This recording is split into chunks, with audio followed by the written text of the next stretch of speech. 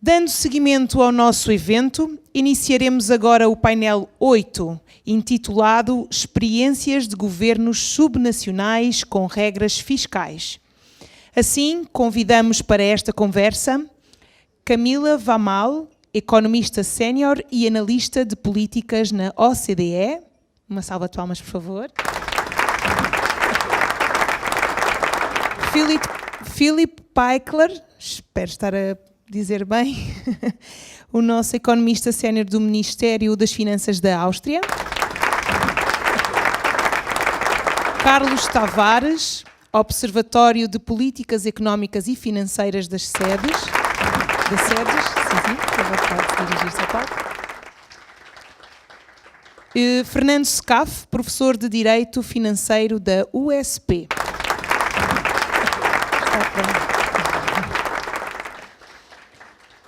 E connosco via online contamos ainda com a presença de Paulo Medas, chefe de divisão no Departamento de Assuntos Fiscais do FMI, Santiago Lago, professor da Universidade de Vigo, Gilles Moore, chefe da Unidade Fiscal Policy and Surveillance da Comissão Europeia.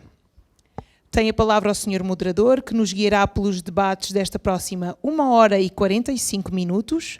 Sugiro que a expositora Camila Vamal tome a palavra por 15 minutos e que os demais debatedores sigam com 10 minutos cada. Por favor, Sr. Carlos Tavares, tenha a palavra. Muito obrigado. Can you follow? Yeah? Ok. Muito obrigado pelo convite e, sobretudo, para esta função de moderador, julgo que pelo facto de eu ser moderado, mas que é mais confortável porque posso pôr questões sem ter que responder a elas, distribuir tempos, dá um certo poder que me agrada. Este tema que não tenho seguido nos últimos tempos, mas recorda-me que durante a minha vida profissional tive vários pontos onde pude observar quase todos os casos de regras de governos nacionais e subnacionais, desde o tempo do Ministério das Finanças, onde sob a alçada, na altura, da senhora Terminacian, que acabava, quando cheguei ao Ministério das Finanças, acabávamos de ter um programa com o Fundo Monetário Internacional, muito bem sucedido, e que permitiu depois um período de grande expansão da economia portuguesa a seguir.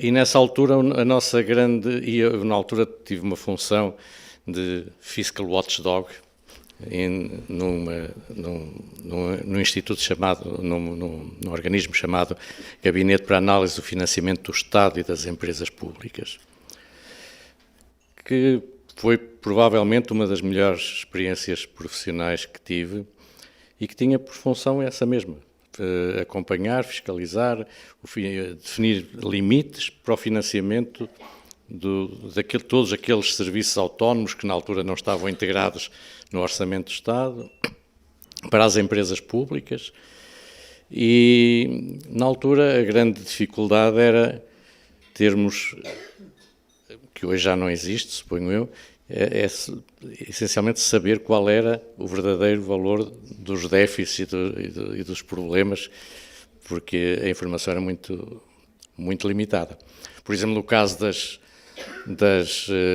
autarquias locais, eu recordo-me que na altura nós tínhamos uma conta chamada do Setor Público Administrativo que era feita à mão por uma pessoa que a Teresa se lembra certamente, que era o Dr. Owen Gonçalves, que era o diretor do Gabinete dos Ministérios das Finanças, e eu uma vez perguntei-lhe, eu era um jovem economista na altura, ao Dr. Owen Gonçalves, como é que aparece aquela coluna das autarquias locais, porque nós não encontramos as fontes, e ele disse, o doutor sabe, isto há 3 formas, ao prever, ao estimar e ao imaginar.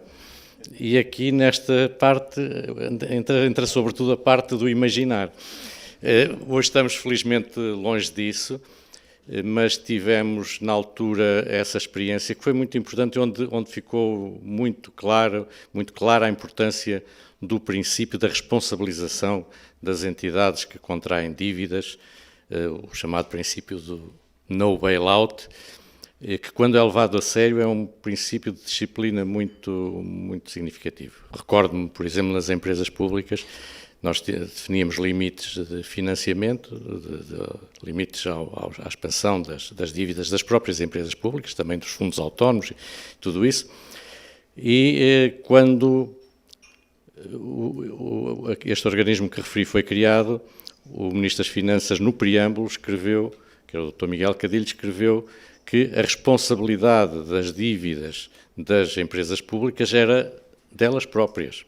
O Estado apenas respondia pelo capital e as empresas públicas teriam a responsabilidade da dívida. Isto era uma mudança muito grande em relação ao passado, em que o Estado, na prática, dava garantias e assumia as dívidas, etc. A verdade é que eu, logo a seguir, tive uma série de pedidos de reunião por parte dos banqueiros, todos, a perguntar se aquilo era a sério. Perguntar se era para ser. Eu disse sim, é para ser mesmo assim.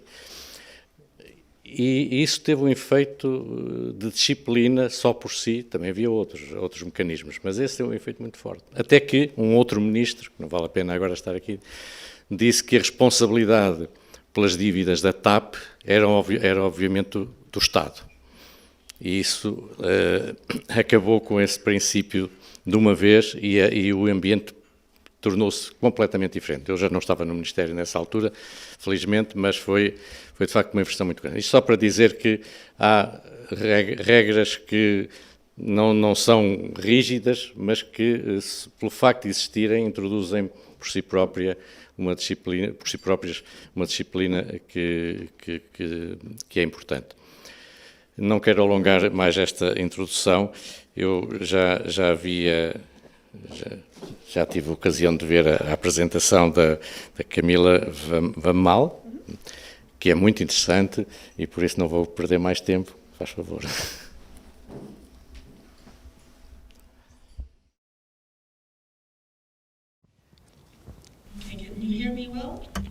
Conseguem ouvir-me? Muito obrigada. Estou muito feliz por estar aqui hoje em Lisboa durante estes 3 dias muito interessantes. Quero pedir desculpas, eu compreendo português e é ainda mais fácil compreender brasileiro, porque eu venho da Argentina, mas eu não falo português, portanto a minha apresentação hoje será em inglês. Muito obrigada, Luís e Teresa, por me convidarem a participar neste evento. Durante a minha apresentação eu vou partilhar convosco a experiência da OCDE em termos de regras orçamentais para os seus membros. Tivemos uma apresentação muito interessante por parte do professor Vítor Gaspar, e tudo o que ele disse relativamente às regras orçamentais aplicam-se também aos governos subnacionais. Mas a complexidade aumenta em termos de regras subnacionais. Vou mostrar-vos quais são os elementos-chave que têm que ser determinados para estabelecer um quadro orçamental para governos subnacionais. Também irei mostrar-vos a diversidade de quadros, enquadramentos que existem nos diferentes países membros da OCDE e vou depois mostrar as diferenças entre regras subnacionais e regras nacionais. Para tal, irei apoiar a análise naquilo que recentemente que criámos, que foi o quadro de melhor gastos, que é um conjunto de 10 princípios que os governos devem ter para garantir que os recursos são atribuídos onde são mais necessários, ou nas áreas mais prioritárias. E existem mecanismos também de transferência desses fundos de áreas menos prioritárias para áreas mais prioritárias. Tudo isto com vista a uma maior sustentabilidade da despesa pública. Portanto, espero que este quadro endereça algumas das preocupações levantadas no painel anterior, ou seja, que seria bom ter mecanismos objetivos claros para orientar. Como podem ver, o primeiro princípio destes 10 é ter objetivos orçamentais claros. Para todos os outros princípios serem bem-sucedidos, este é essencial. Significa essencialmente que estes objetivos orçamentais devem ser divulgados explicitamente, quer sejam os saldos orçamentais, níveis de despesa, de dívida, etc. Devem ser divulgados, quer na legislação, nos programas governamentais, acordos de coligação, etc., porque é essencial ter um compromisso político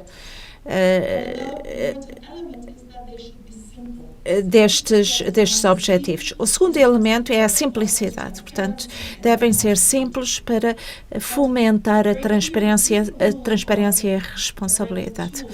Uma boa ferramenta para alcançar estes objetivos orçamentais são as regras orçamentais. As regras orçamentais podem existir tanto para os governos nacionais como os governos subnacionais. Tal como para os governos nacionais, os governos subnacionais também enfrentam uma ilusão intemporal que descontamos com uma taxa de desconto daquilo que poderá acontecer no futuro, face ao que está a acontecer agora, e ainda a competição política. A competição política, portanto, são vieses que jogam contra as regras orçamentais. No entanto, existem incentivos para a aplicação das regras orçamentais, sendo o perigo moral ou o risco moral. Em muitos casos, os credores esperam ver-se ressarcidos caso os seus créditos não sejam reembolsados e vão pedir contas aos governos nacionais. E também existem razões muito boas para os governos nacionais socorrerem os governos subnacionais. Quando o nível de dívida de um governo subnacional, um conjunto de governos subnacionais, também o risco para o governo nacional aumenta e, portanto, resultar numa taxa de juros mais elevada. E, portanto, se não socorrerem os governos subnacionais e eles estiverem em dificuldades financeiras, o efeito dessa dificuldade de um governo subnacional poderá afetar a situação dos vários outros governos subnacionais. E, portanto, as regras orçamentais podem ser usadas como ferramenta para prevenir situações como essas.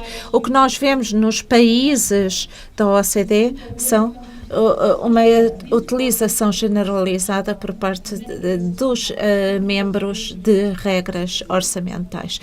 Na maioria, uma regra, em muitos outros, 2 ou 3.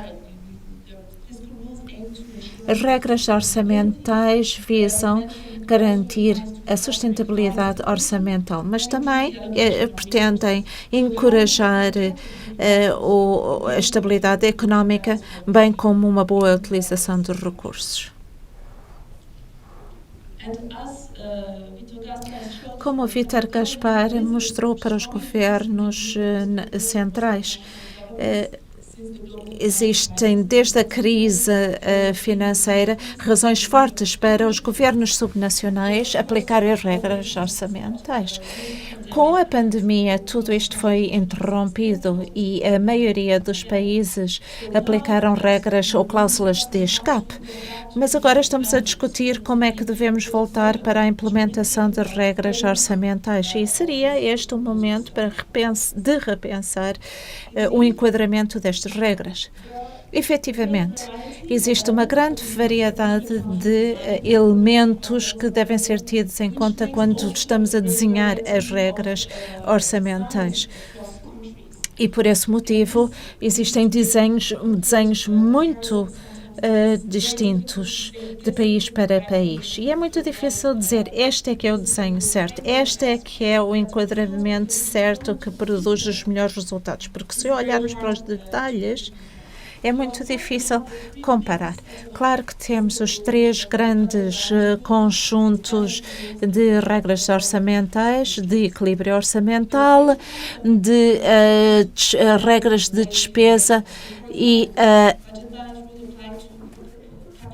por exemplo, de equilíbrio orçamento aplica-se apenas a despesas de capital. Será que se aplica ao orçamento que é votado ou que é executado? Será que é necessário compensar os vários anos? Se num ano a regra é quebrada, é calculada em base de caixa ou patrimonial, aplica-se a governos subnacionais individualmente ou é uma regra que se aplica a todos os governos regionais? E como é que atribuímos as regras de dívida?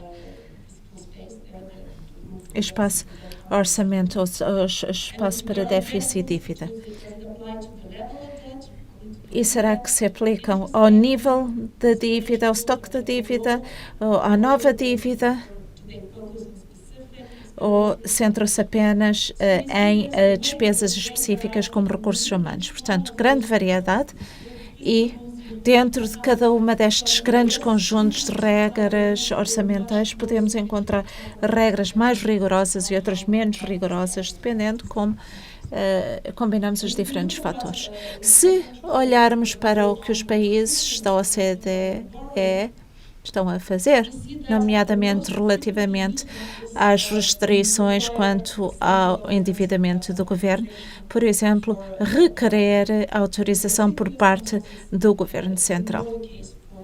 Tanto mais se esses empréstimos forem externos. Segundo, limitar empréstimos para certos propósitos, nomeadamente o investimento, que na verdade discutimos largamente na sessão anterior. Muitos países também proíbem os empréstimos externos ou em moeda estrangeira ou restringe em empréstimos apenas a algumas instituições. Por exemplo, na Irlanda, alguns municípios só podem pedir empréstimos do governo central. Do Banco Central. E estas regras podem ser impostas por um governo nacional ou autoimpostas por um subgoverno. E aqui vemos diferenças significativas de governos estaduais, entre governos estaduais e outros níveis inferiores de governos mais locais. No caso dos Estados federais, normalmente as regras são impostas pelo governo estadual. Portanto, num único país, podemos encontrar diferentes regras dentro de um mesmo município em diferentes estados.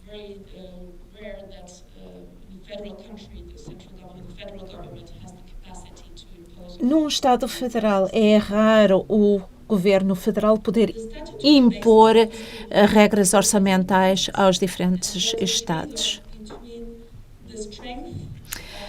A base, o enquadramento jurídico também desempenha um papel muito importante na aplicação de regras fiscal.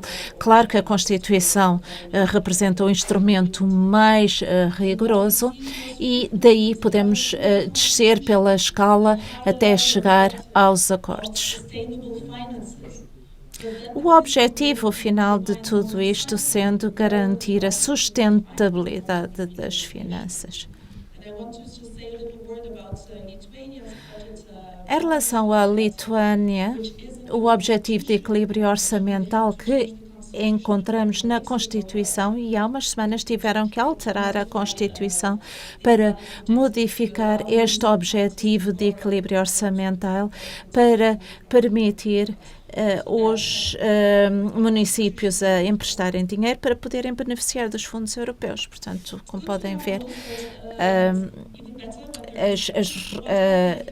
a legislação tem um papel a desempenhar. É bom ter regras, mas como é que podemos monitorizar a implementação das regras?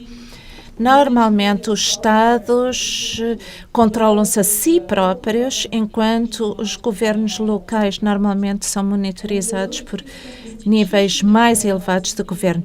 Normalmente a instituição que controla é o Ministério das Finanças, mas existem países que têm instituições independentes responsáveis por monitorizar a aplicação das regras orçamentais. Noutros países são o Ministério do Interior que acompanha a aplicação e o cumprimento das regras de orçamento, as regras orçamentais.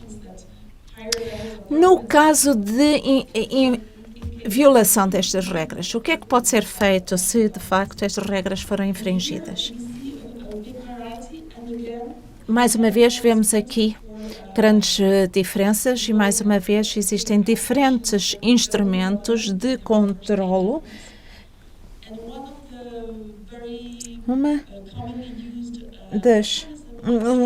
Um mecanismo muito comum é as sanções administrativas que limitam a liberdade dos governos subnacionais. Na Finlândia, por exemplo, quando os governos subnacionais não respeitam as regras, são colocados sob o controle do governo, ou seja, têm que mais regularmente enviar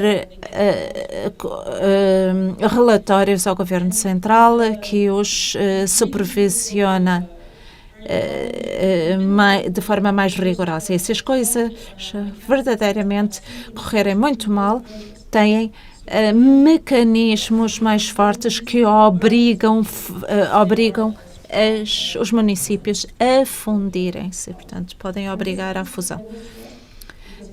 Que é uma ameaça credível que, aliás, já foi utilizada 4 vezes. A última vez é em 2015. Portanto, não é uma regra que esteja apenas no papel, mas que sim é aplicada. Para além da pressão entre os pares, o ser colocado sob vigilância é vergonhoso para os governantes de governos subnacionais. Portanto, são coisas que eles tentam evitar a todo custo. É uma pressão menor, mas funciona nestes países. Também podem obrigar os governos subnacionais a tomarem medidas, impondo sanções, mas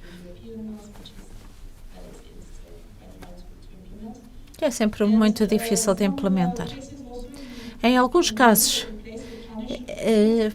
é possível substituir funcionários. Em certas províncias do Canadá, por exemplo, se o governante cumprir as regras orçamentais, ele poderá receber uma compensa ou ser afastado se não cumprir essas regras orçamentais. Portanto, existem vários mecanismos e ações que podem ser tomadas caso os governos subnacionais não cumprirem as regras orçamentais. Não obstante, e concluindo, em todos os casos, a prevenção é sempre melhor que a cura. Portanto, sistemas de alerta precoce, na sessão anterior foi referida, por exemplo, a criação de fundos para os tempos de menor crescimento ou de maior dificuldade, de fundos de reserva.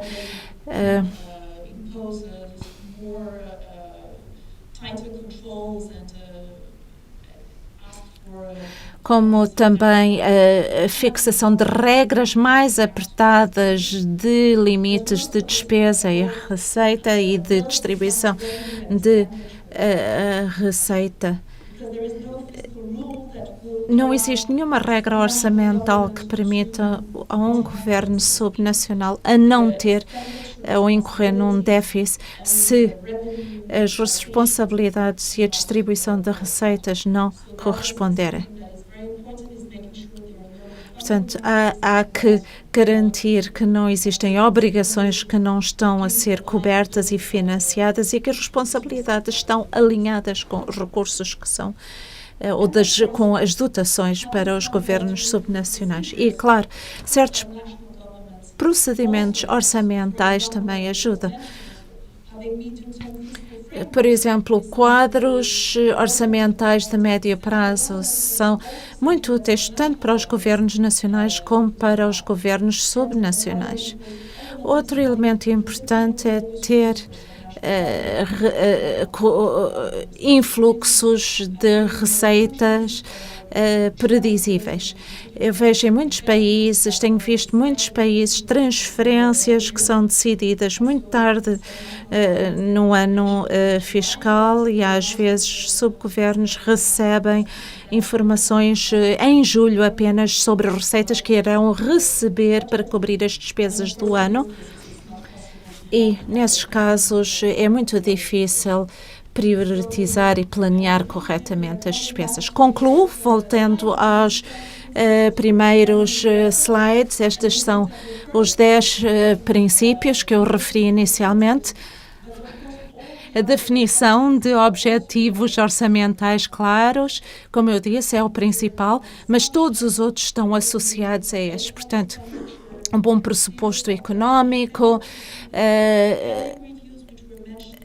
as revisões ou reavaliações das despesas. É importante ter formas de ter decisões informadas com base, por exemplo, em indicadores de desempenho e também assegurar que todas as formas de despesa são consideradas, análise de risco, garantir a transparência orçamental, trabalhar de perto com as várias secretarias e ter um bom controle orçamental.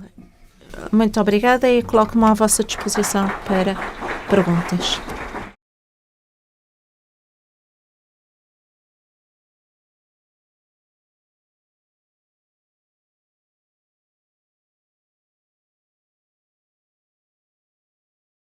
Muito obrigado. Eu gosto muito deste termo, enquadramento financeiro. Se existe competência dos dois lados e lealdade dos dois lados, e transparência é, de facto, superior a regras muito estritas. Se eu tiver tempo, eu depois vou falar sobre a minha experiência nesta área. Agora vou apresentar o próximo orador, que será o Paulo Medas, que está online. Muito obrigado pelo convite. Espero que consigam ouvir. Como a Camila já deu uma excelente visão do panorama das regras subnacionais, eu vou pôr um enfoque em alguns temas que considero relevantes para a discussão de hoje, principalmente para o Brasil. Em alguns países, como o Brasil, os governos subnacionais respondem por um grande percentual das despesas públicas. No Brasil, mais de metade das despesas públicas são feitas ao nível subnacional. E também tem um papel importante na resposta a crises como a pandemia, o Covid. Portanto, a saúde das finanças públicas dos Estados e municípios é, por isso, importante para o país e para o Governo Central, porque problemas nos entes subnacionais podem ter um impacto significativo na prestação de serviços públicos básicos, investimentos públicos e mesmo na economia. Por exemplo, quando os governos têm dívidas elevadas ou grande pressão sobre a liquidez, muitas vezes leva a pagamentos em atraso, resta a pagar em salários, fornecedores e incluindo afetando pequenas e médias empresas que muitas vezes dependem do trabalho com os governos. Estes tipos de problemas levam a que os governos centrais tenham de conceder pacotes de apoio financeiro, incluindo por meio de alívio do serviço de dívida. Estas questões, problemas, têm sido recorrentes em vários países, incluindo no Brasil, o que mostra a necessidade de melhorar as relações intergovernamentais, incluindo, como a Camila mencionou, assegurar o equilíbrio entre obrigações de cada nível do governo, do gasto, e a capacidade de gerar receitas para cobrir esses gastos. Um aspecto importante desta discussão é também qual o grau de autonomia financeira ou capacidade de endividamento que os entes subnacionais devem ter para poderem gerir as suas contas. Em particular, é importante assegurar a responsabilidade fiscal no nível subnacional. Temos de ter um enquadramento, um arcabouço fiscal que impõe restrições orçamentárias efetivas. As regras fiscais podem ser parte da solução, mas para funcionarem necessitam de um arcabouço legal e institucional sólido à sua volta. E um grande desafio é como assegurar os incentivos apropriados, como já foi mencionado. Alguns países desenvolveram, como a Camila mencionou, controles administrativos e regras fiscais em vários casos bastante complexos e bastante pesados, destinados a promover essa responsabilidade fiscal e restringir o endividamento excessivo pelos governos nacionais. No entanto, esses esquemas nem sempre funcionam e um grande problema é que existe a expectativa de resgate pelo governo central. Se essa expectativa existe, leva a criar incentivos para os governos ou os entes subnacionais tomarem mais riscos e endividarem-se a níveis mais elevados, na expectativa que haverá um resgate. Por exemplo, o uso generalizado de garantias do governo central ou o acesso a bancos públicos pode distorcer uma disciplina de mercado. Ou seja, os entes subnacionais podem ter acesso a recursos, mesmo não tendo a capacidade de pagar no futuro. Pode também aumentar riscos de pressão política para endividamento excessivo e resgates do governo central, porque se usar as garantias do governo central, como no Brasil, depois leva à pressão que o governo central cubra essas garantias se os entes subnacionais tiverem problemas em cumprir. Igualmente, os limites podem ser vistos como uma imposição do governo central que não tem legitimidade e que restringe a capacidade de gestão do ente subnacional. Então, uma alternativa que se pode pensar, que alguns países têm ido nessa direção, seria dar maior autonomia financeira aos governos subnacionais na gestão das suas contas.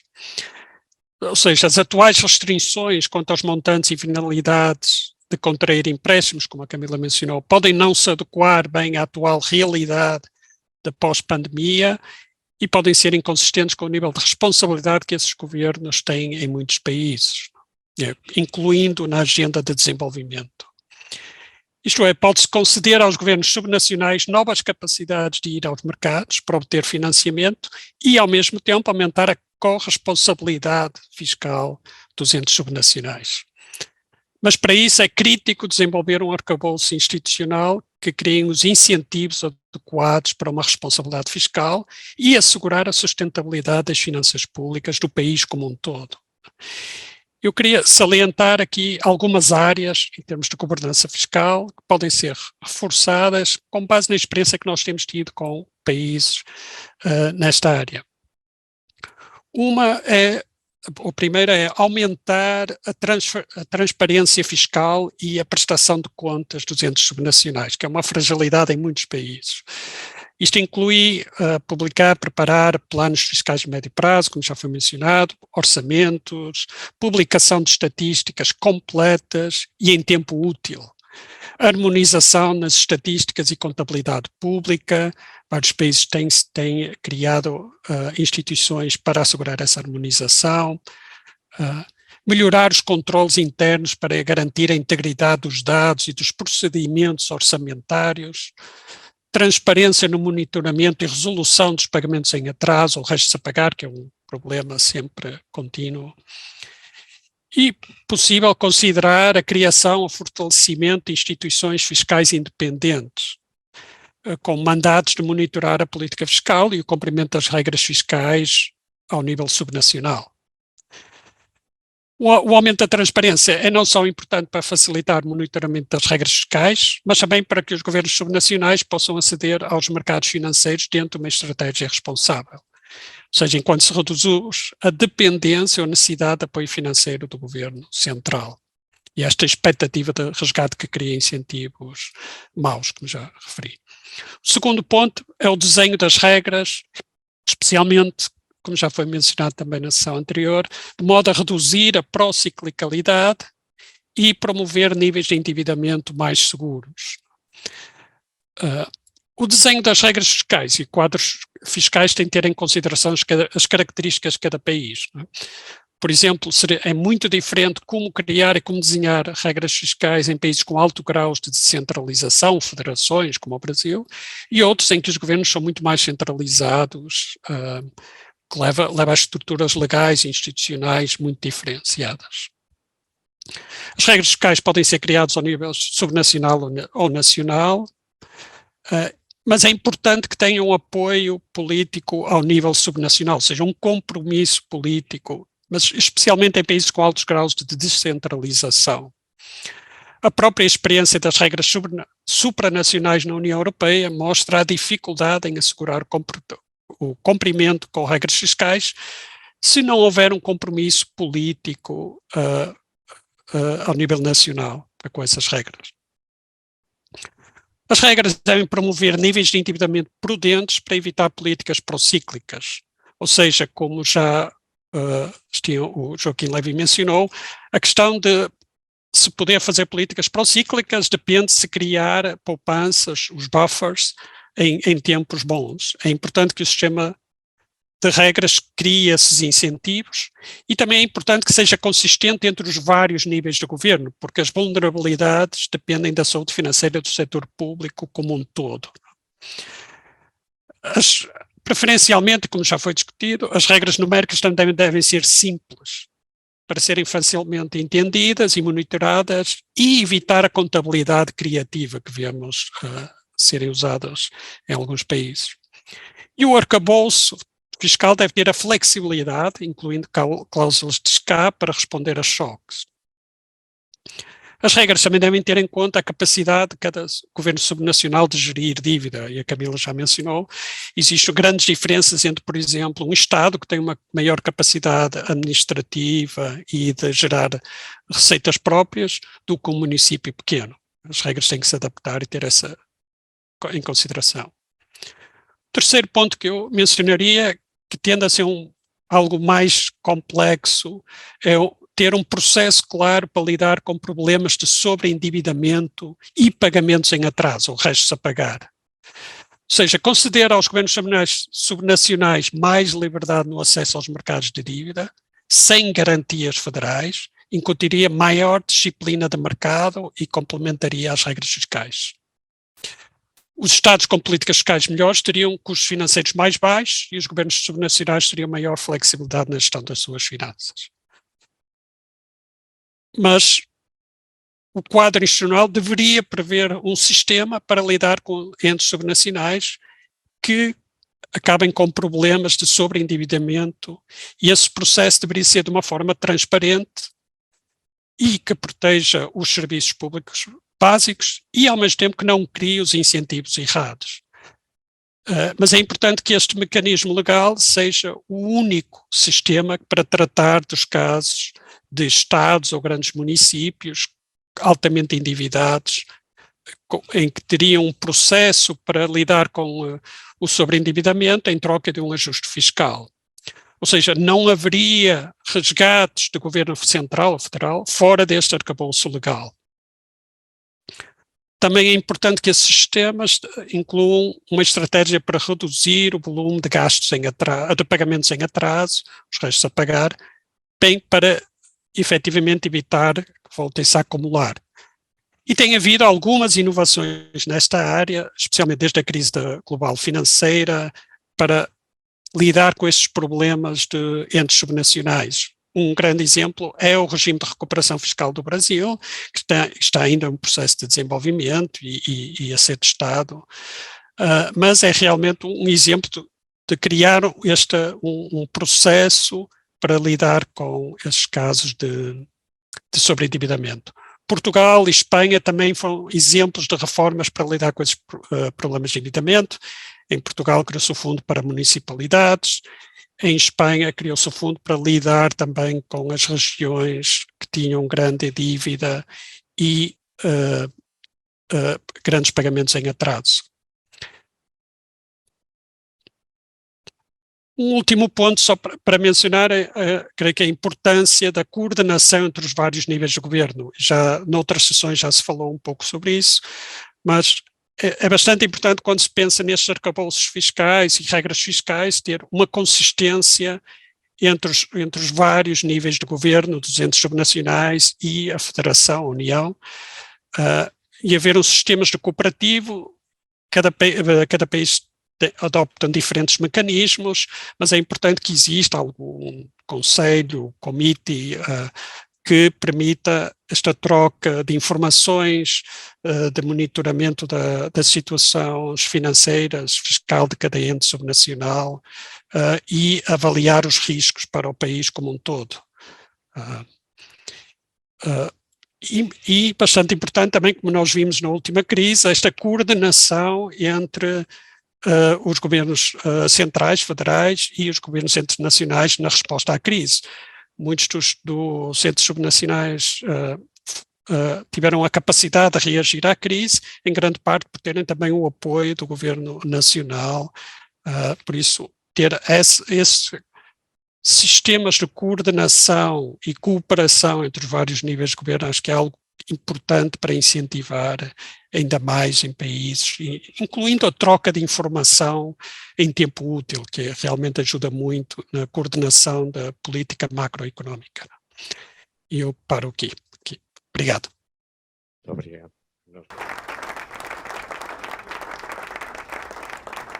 Paulo falou várias vezes da questão dos atrasados, dos pagamentos em atraso, que são de facto uma fonte de indisciplina financeira. O problema é quando o próprio Estado Central é atrasado, ou é um dos promotores do atraso, como é o caso em Portugal, frequentemente. Tenho Philip, Senior Economist from Austrian Central Bank. Does it work? Yes. Muito obrigada pelo convite. Muito obrigada pela esta oportunidade.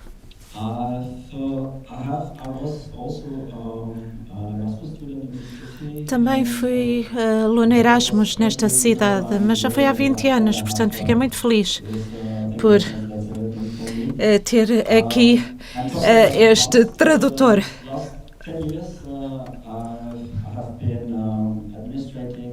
Nos últimos 10 anos, eu tenho sido administrador daquilo que chamamos do Pacto de Estabilidade Austríaco. Vimos no slide da Camila que existe apenas um país onde a base de regras é o acordo entre os governos. Deixe-me descrever-vos um pouco a aplicação de regras orçamentais na Áustria. A Áustria é um pequeno país, ligeiramente mais pequeno, pouco mais pequeno que Portugal. Se o compararem com o Brasil, tem a população do Ceará. Ainda assim, tem 9 estados e 2.000 municípios. Sim, 2.000. Se olharmos para a Constituição, vemos que as competências estão distribuídas muito claramente. Se olharmos apenas para a Constituição, as regras são muito claras, mas ao longo do tempo as regras tornaram-se muito difusas, mas um princípio básico continua a ser que a competência de orçamentação está nas mãos de cada entidade. Portanto, quando na década de 90 a União Monetária se tornou uma realidade, a Áustria teve que decidir o que fazer para cumprir as regras europeias. A solução foi então um acordo, porque existe um artigo na Constituição que diz: se os 3 níveis de governo ou 2 ou 3 entidades celebrarem o acordo entre eles, não poderão incumprir a distribuição de competências. Portanto, desde 99 temos um pacto entre os 3 níveis de governo em que os objetivos orçamentais são fixados e desde o princípio Esses princípios, esses objetivos eram as regras de Maastricht e esses objetivos foram negociados entre os governos, o governo central, os governos dos estados e associações de municípios. E assim ficaram estabelecidas durante vários anos. Mas, como sabem, em 2010, 12, 11 e 13, tivemos o Six-Pack, Two-Pack e as regras tornaram-se cada vez mais complexas, pelo que o sistema teve que ser alterado na Áustria. Houve um novo pacto aberto em 2012, que atualmente é composto por 4 regras orçamentais. Essas regras orçamentais tentam subdividir as regras europeias e aplicá-las aos 3 níveis da Áustria. Quais são essas 4 regras? Uma que limita as garantias do Estado até uma percentagem da receita anual e depois as 3 regras que acabam a refletir o sistema europeu. A regra do orçamento, equilíbrio orçamental, da redução da dívida e a regra da despesa. As 3 regras, essencialmente, foram desenhadas à semelhança de regras europeias, com poucas diferenças. A última regra, a regra sobre a despesa, um dos oradores anterior referiu. O princípio é muito simples, parece ser muito fácil, inteligente e fácil de entender. O crescimento da despesa não deve ser maior do que o crescimento do PIB potencial. É fácil de compreender, parece fácil, mas o que acontece? O que aconteceu, eu não estava presente nas negociações, mas o que aconteceu a nível europeu foi que os Estados, quando os Estados se reuniram e acordaram esta regra, surgiram muitas exceções.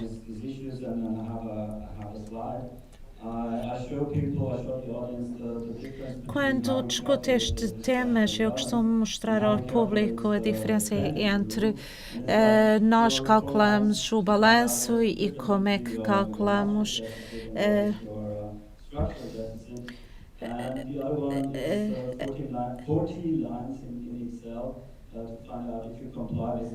e a regra, e por outro lado a regra da despesa, que é uma longa lista de regras.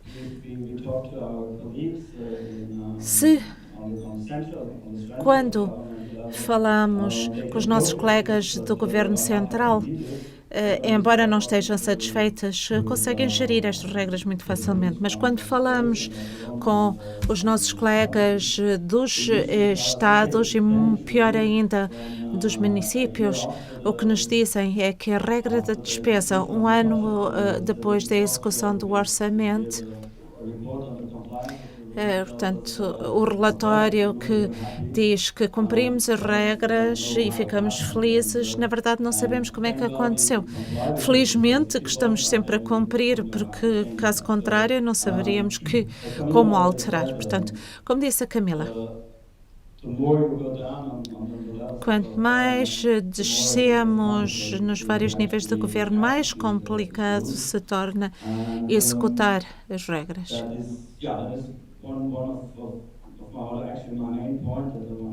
Essa era a principal observação que eu tinha para fazer. Parece que quando falo das regras orçamentais, parece sempre que eu tenho muitas queixas, muitas reclamações, mas nunca apresento uma solução. Há este dilema, que em parte já ouvimos. As regras orçamentais devem ser flexíveis e fáceis de se implementar, mas na verdade não podem ser as duas coisas ao mesmo tempo. Já vimos que ao nível nacional a coisa se complica muito quando tentamos descer na escala de governação. Ontem falamos da digitalização.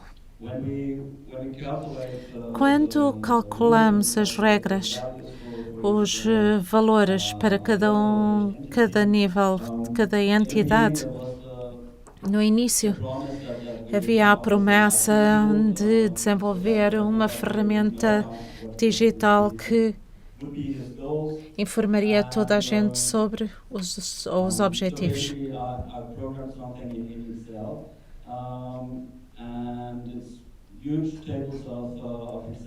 Eu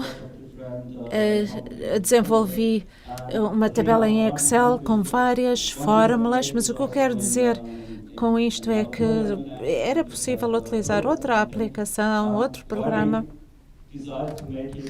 Nós decidimos fazê-lo neste programa porque é um que encontramos em todos os computadores. E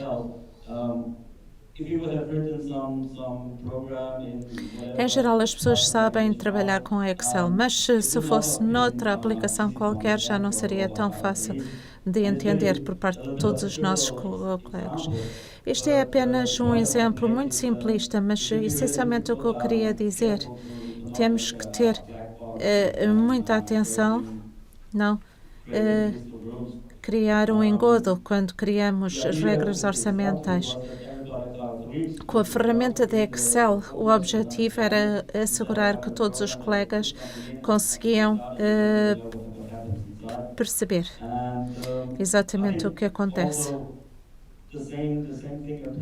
E o mesmo se aplica não apenas aos nossos colegas, para os políticos, mas mesmo que os nossos colegas não entendam, ou se os nossos próprios colegas não percebem as regras, como é que os cidadãos podem perceber? E quanto aos princípios democráticos, temos que garantir que não só nós que aplicamos as regras as compreendemos, também os nossos cidadãos têm que as compreender. Portanto, já falei 10 minutos, acho que vou parar aqui e estou ao dispor para responder a perguntas.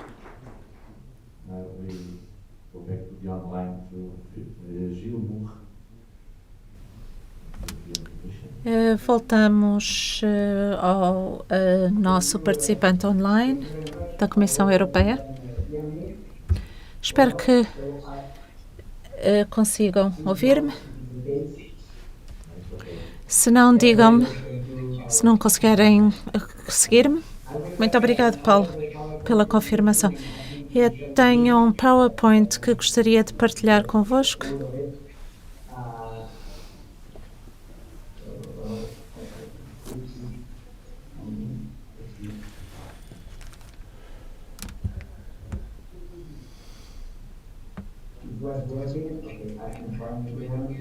Estava a funcionar. Ainda agora.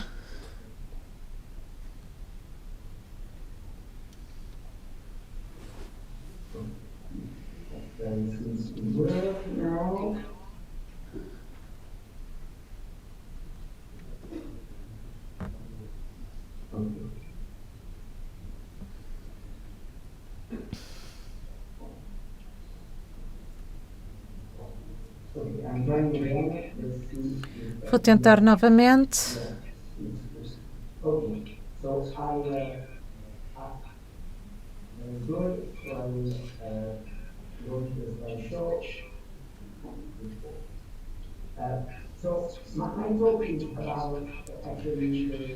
A minha comunicação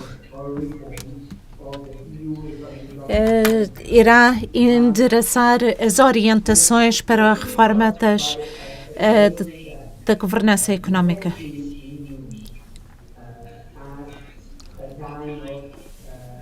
A União Europeia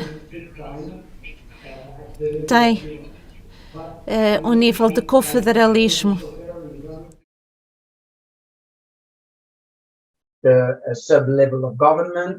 Here, the comparison has some merit, but has clearly some limit, because the EU is not a federation. The EU is a union of states which share a common fiscal policy, but who keep retain fiscal sovereignty. So here, what the fiscal rule tried to do.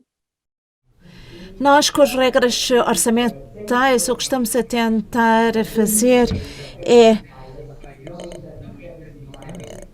refletir o enviesamento do déficit, sabendo que poderá ser sentido os seus efeitos em toda a União Europeia.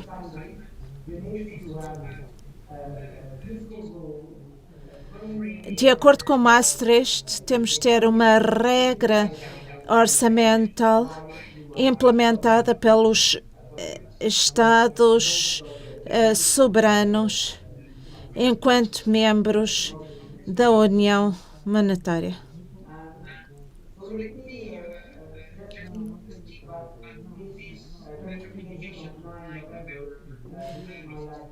Remeto-vos para esta comunicação de 9 de novembro de 2022 da Comissão. Quero apenas referi-la. Esta arquitetura de nova governação chama a vossa atenção para essencialmente os dois blocos principais, portanto, um novo quadro e uma nova ferramenta que encoraje uma reforma. Estes dois permitem reforçar o facto de que a nova regra proposta pela Comissão, o compromisso de reforma de investimento, pode justificar uma expansão do percurso de ajustamento.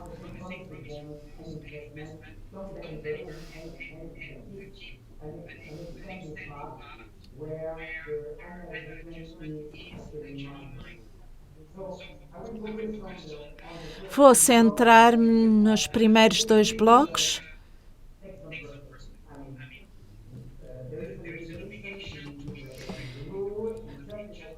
Existe a obrigação de rever as regras regularmente e nós publicamos os resultados da revisão das regras, o compromisso de rever as regras orçamentais. By a group of legislation called the Two-Pack, Six-Pack. And the outcome was clearly that the enforcement of fiscal rule has been extremely heterogeneous. And the member states who need most to consolidate didn't do so. So basically the member states with high debt. So the picture was a picture where half of the EU were adhering to the rules, to the common rule, while those who needed most were not even close to respect actually the anchor called the medium-term objective. And this was traced back to complexity. There were multiple sub-rules, one, and some rules actually were based on the output gap, unobserved components. One of the rules was the debt rule that was a kind of asymptotic rule saying that the gap to 60% debt should be reduced annually at a pace of 1/20th, so at 5% pace, which turned out to be very front-loaded, very pro-cyclical, and politically not realistic. There has been also limited incentive for reform investment. We try a frame golden rule called the investment and social reform clause, but it did not actually. The only country for the investment clause who use it, Italy, sees investment actually declining. And actually, all this materialized by a low enforcement. But one element explaining the very low enforcement, low and uneven enforcement, was clearly the lack of ownership. So our diagnosis has been that the rules were making sense economically, The design was making sense, but they were not standing the test of time, especially regarding the political economy element. And I think Camilla, in her very nice presentation, mentioned the importance of political economy. And one element lacking was the lack of national ownership in the rules. So, for instance, in my own country, the fiscal anchor, the famous MTO, medium-term fiscal budgetary objective, was even not known, certainly not by the in the public opinion. So what we are trying to achieve is to go to the core of the fiscal rule, which is ensuring medium-term sustainability, while at the same time avoiding making space for investment and reform. And as you can see, the COVID crisis has been an overshock, illustrating the fact that debt is very asymmetric. In a bad economic shock, debt skyrocket, and then it takes much more time to bring debt back to the initial level. So that look a little bit like a random walk, and I can show you the commission baseline scenario for that, which match actually slightly less favorable than the scenario coming from the Stability and Convergence Program for the member states. But if you look at the right-hand side panel, you can see that based on the actual matrix variance, historical metrics of variance covariance, encapsulating actually the historical impact of the main macroeconomic shock, you can see that even if you are sticking to a baseline scenario, ensuring that debt is put on a downward path, the reality of shock may tell you a different story. So there is a non-negligible probability, 20%, that actually your debt is not declining over a 5-year horizon. So let me, I will focus on this slide because I have already consumed half of the time. It's the key element. And I think this is this a bit is a rejoinder to what Camilla has mentioned. I mean, the new fiscal rule are based on a medium-term perspective, since they are based to fiscal plan established by the member states, following a discussion with the EU authority and framed by EU framework. And this medium-term fiscal plan, established for a period of 4 years or more, but minimum 4 years, aim at. Este plano orçamental foi fixado por um período de 4 anos. Essencialmente, o objetivo consiste em estabelecer um percurso orçamental discutido com os vários Estados-membros e aprovado pelo Conselho, mas este caminho será um enquadramento ex-ante, porque a Comissão irá propor uma trajetória que irá garantir que depois de 4 anos de ajustamento, que o nível se mantenha abaixo de 60% ou num percurso descendente, sem mais ajustamentos. Essencialmente, o que tentamos estabelecer uma regra de dívida específica do país para evitar o risco de sustentabilidade da dívida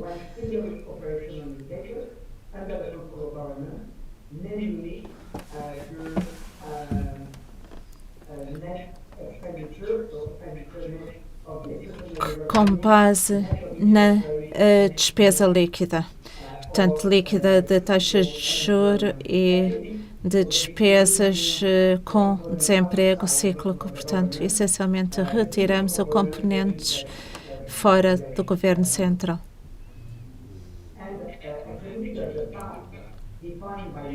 O percurso definido pelos Estados-membros e orientados pela trajetória técnica proposta pela Comissão deve garantir que um ajustamento da taxa de crescimento da despesa líquida para que a sustentabilidade da dívida, a avaliação ou de acordo com a nossa avaliação da sustentabilidade da dívida, a dívida é descendente.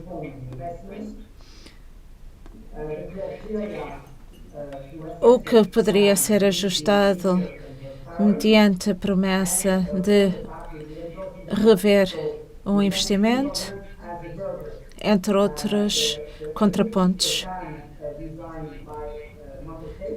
O plano é desenhado, o compromisso é um plano desenhado pelos Estados-membros. Uma camada inferior é o princípio e a trajetória, uma trajetória transparente, acordada por todos os membros.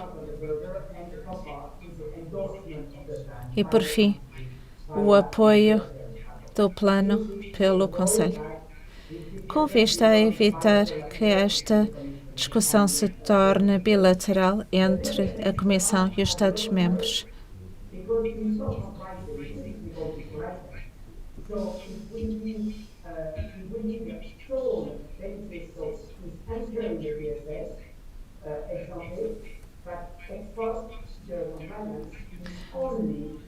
Ex post, a avaliação é o desvio, é a avaliação do desvio do percurso.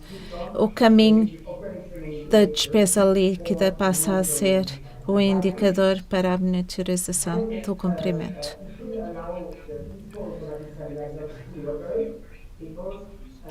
E garantirá o funcionamento estabilizador. Se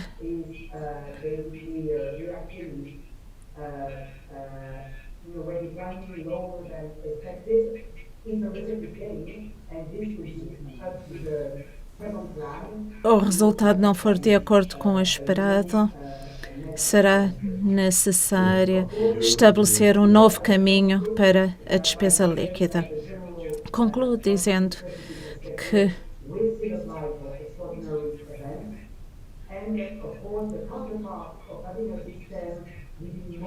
a contraparte de ter um sistema aplicado pelos vários Estados-membros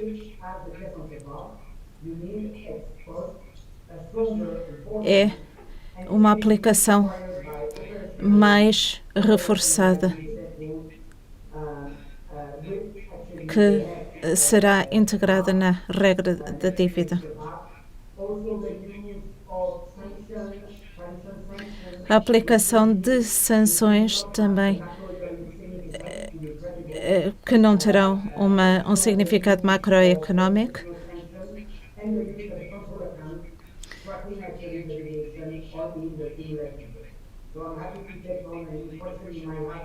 E assim termino, aceitando quaisquer perguntas que me queiram colocar. Eu tinha mais diapositivas, mas assim vos deixo com uma ideia da proposta da Comissão para encontrar uma regra orçamental com significado económico e que possa resistir o teste da economia política.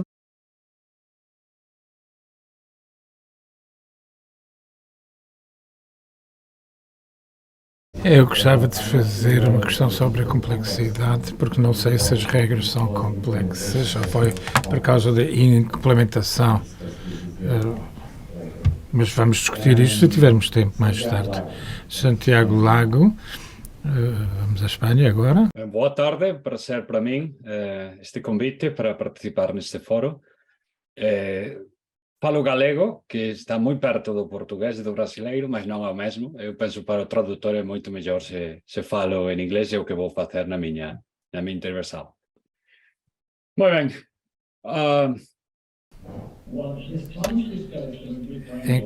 Enquanto o enquadramento fiscal espanhol é complexo, o cálculo da Comissão Europeia sistematicamente apoia a Espanha entre os países da União Europeia nos primeiros 40 anos. E depois, quando olhamos para os governos nacionais, podemos ver este dado. Mas os dados a nível regional afeta-nos significativamente, porque uma coisa são regras e outra coisa é aquilo que os governos fazem. E então é uma ideia muito importante para este painel. Mas as regras fiscais são muito importantes, muito relevantes, mas podemos ter boas regras fiscais, mas na realidade não temos bons resultados em termos de sustentabilidade. Em 2007, o nível de dívida regional em Espanha é cerca de 7% do PIB espanhol, e este número era bastante semelhante àqueles da Austrália, Áustria ou Bélgica. Mas com a recessão,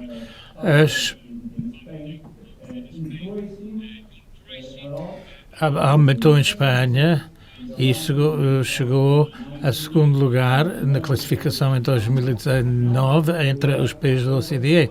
Nós somos mais do que 20%. Isto não...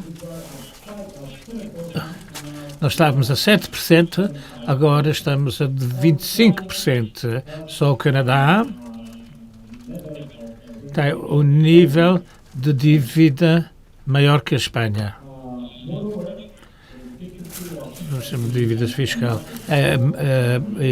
Também a dificuldade a ter acesso aos mercados financeiros levou ao Governo Central ser o Governo Central ser o primeiro emprestador aos governos regionais.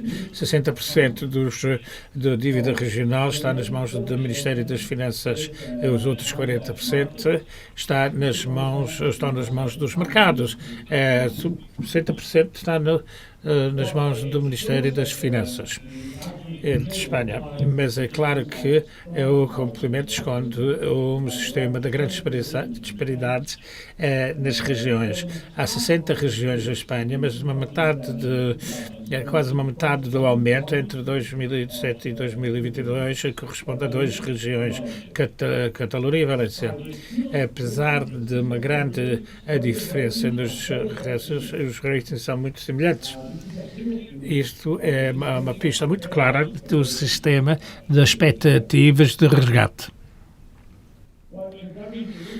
No que diz respeito às soluções, das minhas ideias, nós já discutimos muito sobre isso e nós apercebemos que as regras fiscais, ou não bastam regras fiscais, podemos ter boas regras fiscais em princípio, mas pode ter maus resultados em termos de indicadores fiscais.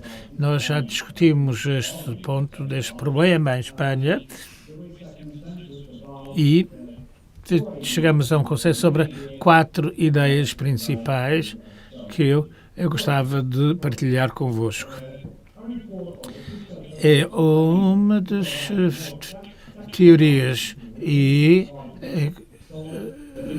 quadros, temos de ter melhores decisões sobre a despesa e receitas, tem de haver um aumento da capacidade fiscal e temos de ter um cumprimento com as regras fiscais. Isso é o primeiro consenso entre os académicos e os membros do governo.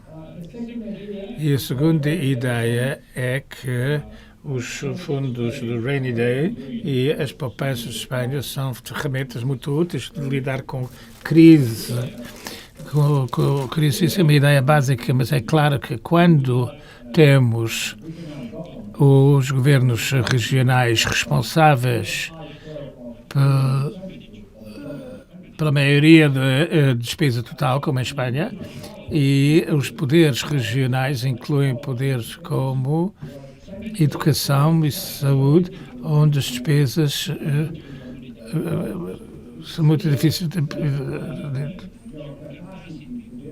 explicar, mas a sua capacidade de lidar com a diminuição receitas é muito limitada.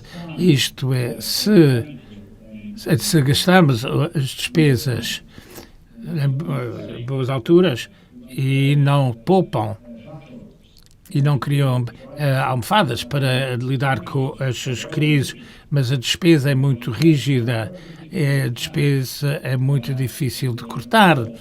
E, então, isso é que nós estamos a ver em Espanha em 2009, o déficit regional em Espanha era cerca de 5% do PIB espanhol. Isto é um número enorme e, claro que isto explica o que aconteceu nos 15 anos entre 2007 e 2022. A terceira ideia é que temos de rever a legislação fiscal espanhola para acabar com as medidas que já não são políticas devido a considerações políticas e económicas, e temos de dar boas expectativas ou credíveis sobre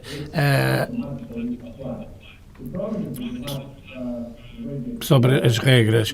O problema é que temos regras rígidas e já que são estabelecidas nas legislações, e temos medidas muito fortes para serem aplicadas em regiões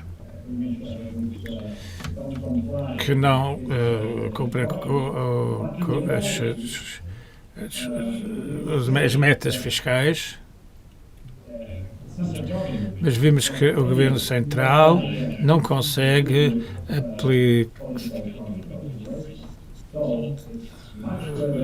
aplicar as regras por causa das considerações político-económicas. Então, é melhor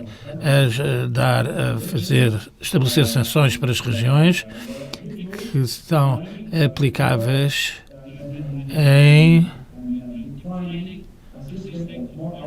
do que definir uma situação de sanções automáticas para regiões que não aplicam as metas, não alcançam as metas. Então, isto é um ponto muito importante para o caso espanhol, e a minha opinião para os países nestes processos, e lembre-se que o país não é muito bons. Nós somos os primeiros 10, ou os primeiros 5 em alguns casos, entre os Estados Unidos, o Canadá, a Suíça, a Austrália, em termos de despesas e gastos, mas somos muito próximos. O problema é que nós não temos as instituições, o enquadramento de governação para lidar com este alto grau de descentralização. Assim, nós vamos criar uma reforma constitucional para criar mecanismos para lidar com o país federal. O problema é que são muito difíceis de implementar, com alto grau de fragmentação no Parlamento espanhol, e nós podemos ver isso agora. E depois, a segunda melhor solução seria de reformar os mecanismos atuais que são utilizados para discutir e chegar a acordos entre os governos centrais e regionais. Assim, seria muito importante reforçar esta conferência de presidentes e o Conselho Fiscal Regional. Os mecanismos que estão a funcionar agora não são suficientemente fortes para lidar com os problemas que nós estamos a tratar. Assim, este último ponto também é um ponto de consenso entre os governos regionais em Espanha e académicos. Isso é uma panorama muito curta sobre o caso espanhol, mas eu só espero que seja provocador para vocês. We turn to Fernando Secaf, professor da Universidade de São Paulo. Bom, boa tarde a todos e a todas. Em primeiro lugar, quero agradecer o convite formulado pelo Zé Roberto, pela FIB. Um prazer estar aqui compartilhando com vocês. Ouvimos perspectivas da OCDE, ouvimos perspectivas da União Europeia, do FMI, e agora vamos ver como é que isto se concretiza, como isso está funcionando em alguns aspectos no Brasil. Ouvimos a Espanha e também a Áustria. Tudo isso é extremamente importante, mas, na realidade brasileira, tem algumas peculiaridades que precisam ser destacadas e que saem do padrão geral. Primeira realidade que deve ser destacada, e isso passa por tudo, é que a lógica federativa no Brasil é uma cláusula pétrea. Traduzindo ou ajudando o tradutor, cláusula pétrea quer dizer algo que não pode ser alterado por lei infraconstitucional, sequer por emenda constitucional. Portanto, o município tem, que é o nível local, um status jurídico igual ao Estado, igual à União, com competências diferentes. Mas esta possibilidade, não estou muito certo, que a Camila comentou, acho que da Finlândia ou Islândia, que pode encerrar os municípios, isto é afastadamente impensável no Brasil. Não existe isso. Até tentaram fazer algo recentemente semelhante que não prosperou. Então, passa por toda a minha exposição esta característica, esta diferença de que no Brasil federalismo é uma cláusula pétrea, uma cláusula que não permite ser sequer modificada por emenda constitucional. E os 3 níveis têm autonomia. Não é apenas União e Estados, ou União e províncias, ou governo central e governo local. São 3 níveis distintos a serem respeitados com características próprias. Então, isso muda bastante da posição do Santiago, que mencionou da Espanha, e também do Filipe, com a questão da Áustria. Eu diria que nós temos alguma proximidade com outras federações, com outros países, talvez até por causa da desigualdade. E aqui entro no primeiro dos 5 pontos que quero tratar. O primeiro ponto, já que falei de desigualdade, é que o federalismo tem que ser, pelo menos a partir do Brasil, assimétrico e não simétrico. No Brasil, existe um erro em pensar um federalismo simétrico e, às vezes, uma simetria formal errada. Exemplo para todo mundo se situar. O nível de endividamento dos estados é 2 vezes a sua receita corrente líquida. O nível de endividamento dos municípios é de 1,2 a sua receita corrente líquida. Até aí parece que é tudo igual, mas não é. Porque existem estados, como, por exemplo, o estado do Amapá, que não tem 1 milhão ou 1,5 milhão de habitantes. Só a cidade de São Paulo tem 12 milhões de habitantes. Então, nós estamos falando de uma cidade cujo nível de endividamento é 1,2, igual diversas outras cidades pequenas dentro do mesmo estado de São Paulo. E nós estamos falando de um estado que alavanca ou pode se endividar em 2,0, 2 vezes a receita corrente líquida, onde tem diferenças, problemas de outra ordem. Portanto, a simetria implantada não é boa, tem que ser revisada. Outro ponto ainda nesse aspecto. Tem que se entender que não há, como se pode imaginar no Brasil, regiões pobres e regiões ricas. Não. Nós temos riqueza e pobreza dentro das mesmas cidades, dentro das mesmas regiões. Aquela conversa de que o Nordeste é pobre, o Sul é rico, é falso. Falso. É só ver o seguinte, o Jorge haverá de me corrigir, mas você tem na beira-mar de Maceió um PIB muito maior do que na Vila Maria, em São Paulo. Então, você tem riqueza e pobreza em todos os lugares. Portanto, a assimetria é uma coisa importante. Terceiro e último exemplo para poder ir para o segundo tópico.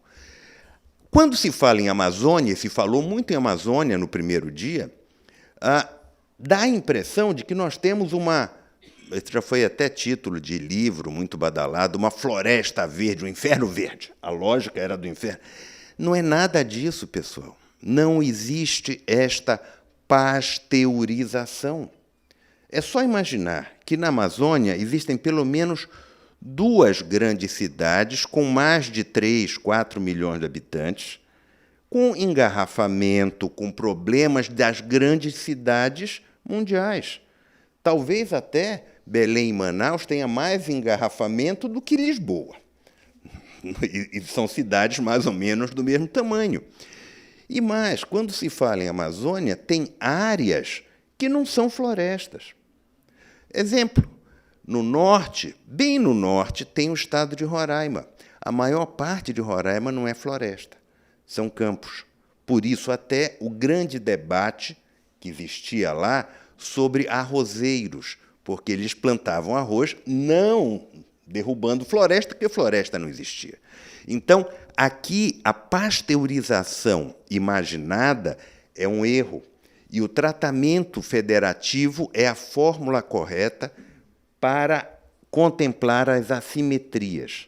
Este é um ponto que precisa ser pensado, porque aqui nós temos um tratamento desigual para situações desiguais, e não só uma desigualdade econômica, desigualdade de várias formas. Então, esse é o primeiro ponto que eu quero destacar. Segundo ponto que eu quero destacar diz respeito, volto ao primeiro dia do nosso encontro, a fragilidade, a inexistência, de coordenação federativa no Brasil. É um negócio patente. No primeiro à tarde aqui falamos vastamente sobre isso. E alguém aponta como uma esperança, não sei como é que eu chamaria aquilo, uma coordenação dos governadores. Eu tenho muito receio disto, porque existem vários dispositivos que competem ao Senado Federal cuidar da federação. E aqui há um erro político.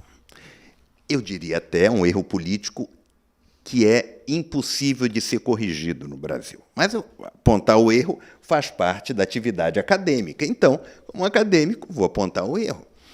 O Senado não trabalha como a Casa da Federação. E, no formato atual, jamais trabalhará como Casa da Federação.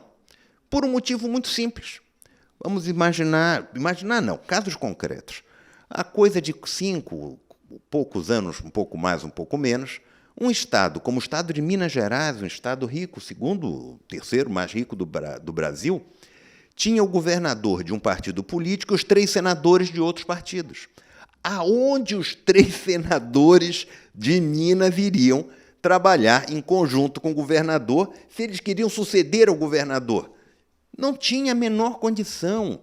A lógica partidária não serve para considerar o Senado como a Casa da Federação.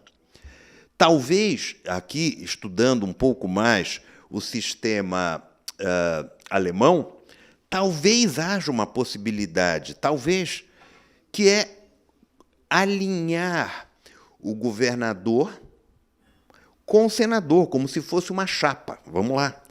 Um senador, 2 senadores, não sei, isso é uma questão de desenho, uma questão de estudo. É uma provocação para pensar. Se conseguiremos fazer isso no Brasil? Dificilmente. Por isso, o arranjo dos governadores talvez tenha alguma esperança.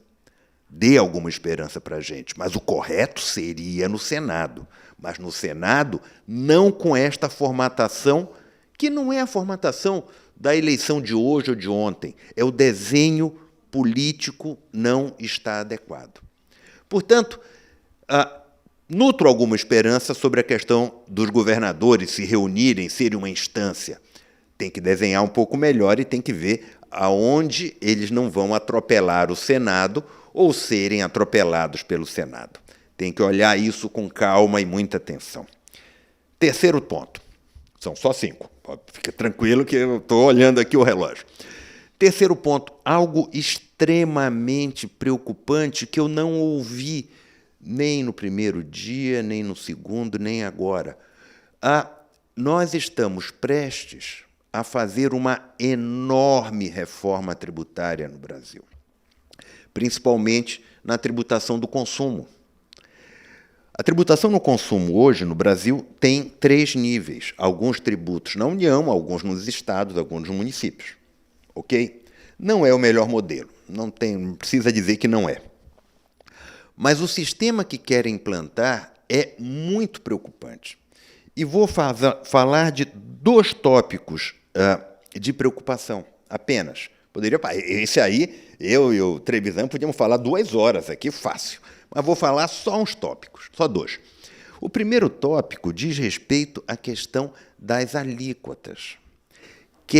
A proposta é colocar uma única alíquota de 25% para toda a tributação de todo o consumo.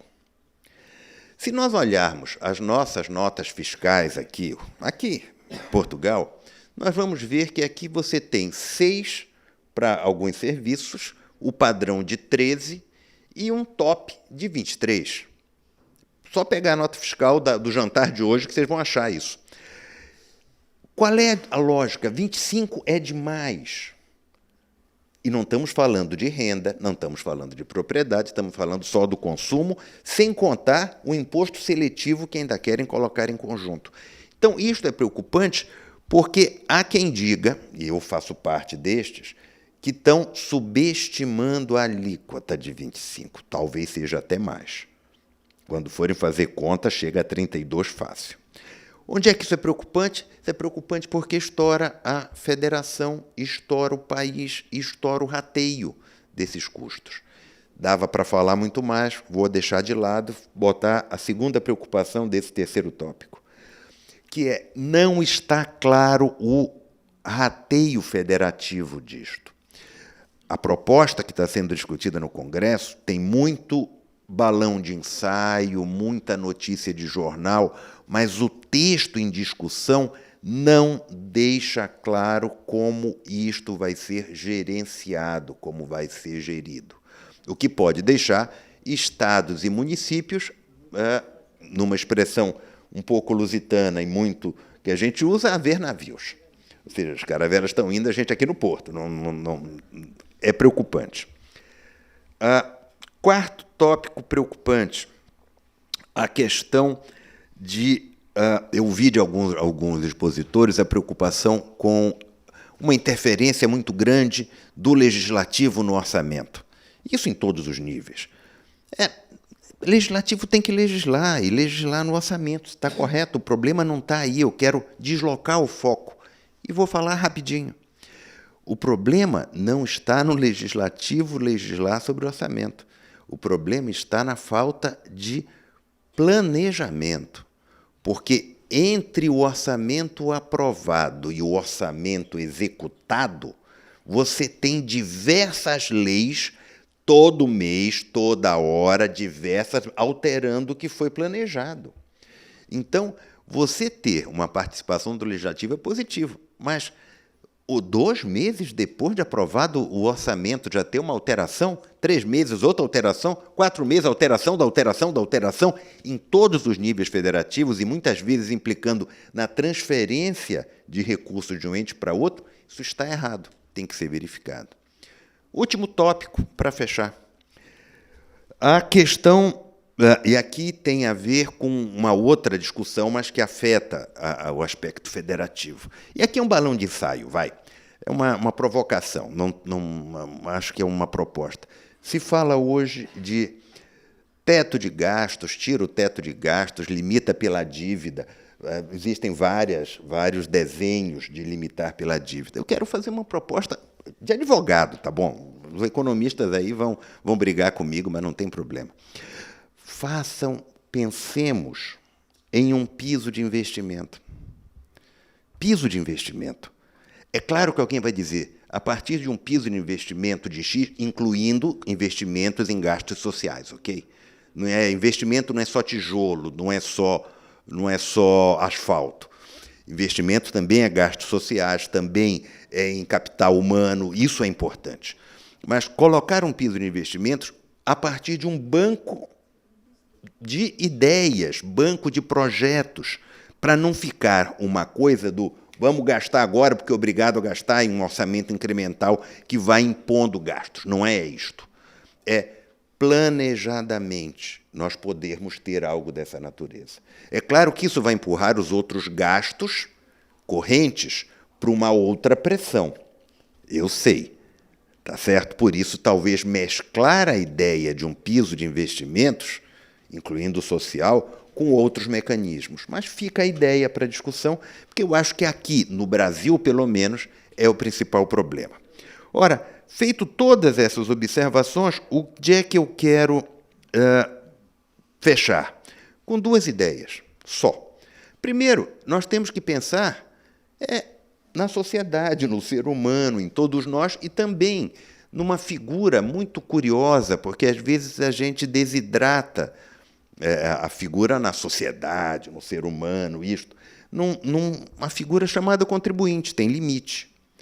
Às vezes, quando se fala em federação, se pensa em mais federação, vai aumentando, o custo aumentando. Não pode, tem limite. É preciso pensar nisto também. E, por fim, como é que funciona tudo isto? E aqui me dirijo a quem expôs antes, OCDE, FMI e outros, os colegas que estão nessa mesa redonda, que não é mais uma mesa redonda, isso aqui agora é um palco, não é mais uma mesa redonda.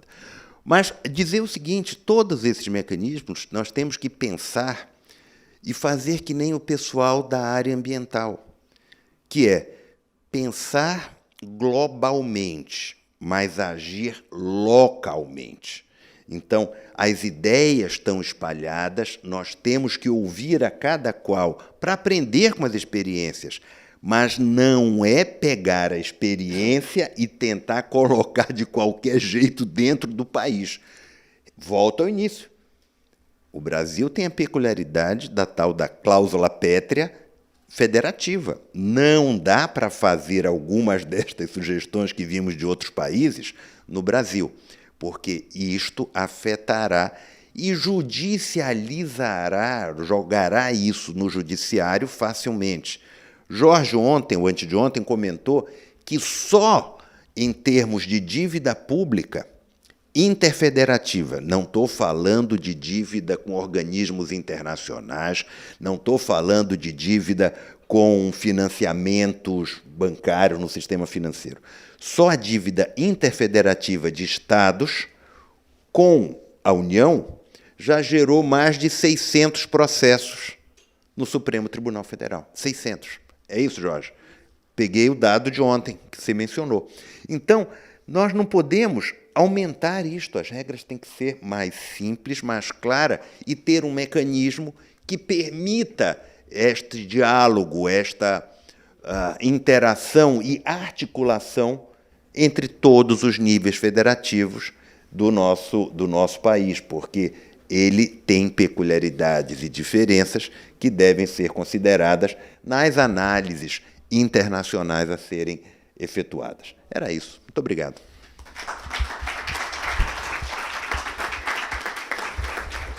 Muito obrigado. Fernando, só me ficou uma dúvida. A cláusula pétrea pode ser alterada ou não? Não? Como? Pois, mas pode ser alterada. Não. É justamente por ser pétrea que não pode alterar. A regra, a redação até diz, é vedada proposta de emenda constitucional tendente a abolir, entre outros itens, a federação. Tendente a abolir, não é que vá abolir, tendente a abolir.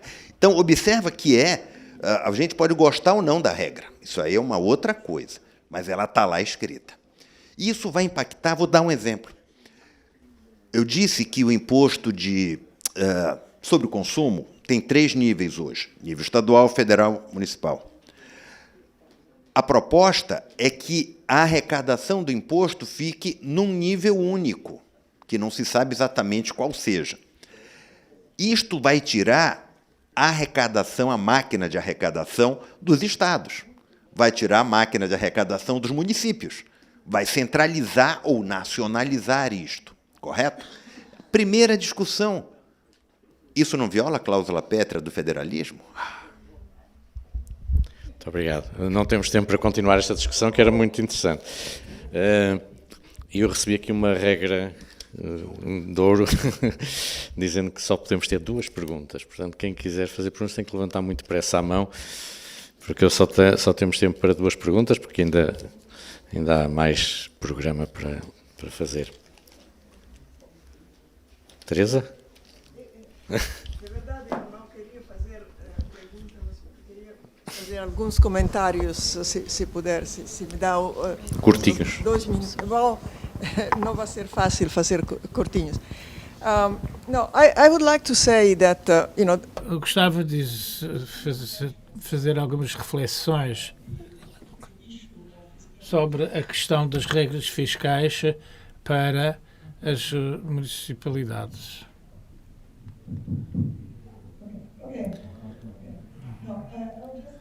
Gostava de fazer algumas reflexões, como já pensei muito sobre estas questões durante a minha carreira, sobre as regras fiscais para o governo subnacional do Brasil. A primeira coisa a dizer é que neste momento não tem regras efetivas, porque a dívida é a mesma para todos os Estados, e como já disse, não são vinculativas para a maior parte dos Estados. Isso não é um mecanismo de controle do futuro. E o resultado é que o que pode ser feito para controlar as finanças? O piso da dívida dos Estados é feita através de mecanismos administrativos de controle. A regra de gastos também não funciona bem, por causa da falta de uma regra de contabilidade comum e por causa de toda a rigidez que afeta, até mais a nível federal, a dinâmica do Estado. Então, o primeiro ponto que eu gostava de levantar é: não podem ter regras fiscais sem tratar de alguns problemas fiscais do Brasil que têm a ver com a coordenação intergovernativa, como dissemos ontem. Mas, especificamente no que diz respeito às regras, no meu ponto de vista, devíamos passar de um sistema de controle de dívida para um sistema de controle de empréstimos. Isto significa que, ou aliás, que devia ter como base indicadores muito específicos que têm a ver com a capacidade de empréstimo dos Estados, que tem a ver com o nível de dívida, a capacidade de gerar poupanças e liquidez. Já tem um indicador deste tipo, a CAPAG, que está a ser utilizado para controlar ou autorizar a garantias do Estado. Isso significa que A dependência dos Estados da União, das garantias da União Federal do Brasil, então, juntamente com os resgates e o facto de que muitos Estados têm dívidas para a União, isso significa que os Estados dependem completamente do apoio federal, de uma forma ou outra, ou através de uma resgate específica, de uma garantia que cria a possibilidade de mais resgates. Então, no meu ponto de vista, uma possibilidade seria dar aos Estados, que têm uma boa credibilidade em termos de crédito, é importante porque os Estados vão ter a carga de mais investimentos na infraestrutura, alterações climáticas, etc. Mas isso tem de ter como base critérios muito específicos e muito objetivos. A utilização de CAPAG pode ser um dos indicadores, mas não é o único, e pode ser outro critério, mas o que é importante é que os critérios deviam ser muito explícitos. E se fosse feita uma reforma deste tipo, e a lei neste Instituto é uma reforma que tem de ser uma lei complementar, devia dizer que a nova dívida não pode ser refinanciada pela União. Em segundo lugar, não devia ser garantida através da utilização das receitas gerais dos Estados, porque tivemos experiências no passado com antecipações de receitas ARAs, que nessa altura criaram uma situação onde a União teve de resgatar os Estados, porque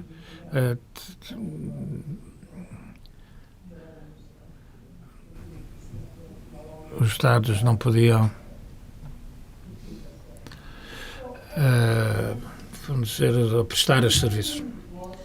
Nós podemos ir para um sistema que tem como base regras e disciplina do mercado em conjunto e dá aos Estados a abertura para aqueles Estados que têm as finanças em ordem, poderiam fazer mais investimento na educação dessas áreas que não podem ser pagos das receitas atuais. Isso é um ponto que eu queria fazer. Claro que muito tem de ser discutido em termos de pormenores, mas eu pensava que seria boa ideia, não digo uma proposta, mas uma sugestão para discussão. Eu vou dar a última palavra ao Fernando, mas antes disso só pediram para dizer que o Gilles Moore teve de se ausentar e, portanto, é por isso que não está ali presente no ecrã. Não foi para não responder à minha questão sobre a complexidade da implementação das regras fiscais europeias. Fernando, a última palavra, breve. Bastante simples. A questão é, um aspecto é o econômico, o outro aspecto é o jurídico. Que os Estados têm que se organizar financeiramente, nós estamos alinhados. Que a regra do teto de gastos não atingiu os Estados, foi até discutido no Congresso, que os Estados deveriam estar dentro, foi afastado no Congresso. Isso também é verdadeiro. Então, o que eu mencionei foram as regras jurídicas. Agora, que os Estados têm que se organizar, tem. E que existe muita contabilidade criativa. Alguém comentou de contabilidade criativa? Existe. Vou dar um exemplo apenas. Talvez dois, mas um para a gente não gastar muito tempo. Existe uma regra na Constituição que diz: os exportadores têm que receber dos Estados os resíduos da exportação do ICMS, da cadeia exportadora. Qual Estado contabiliza isto como um passivo? Eu não estou dizendo nem qual paga. Não vou falar de quem paga. Eu estou dizendo quem contabiliza isto no seu balanço como um passivo? Nenhum.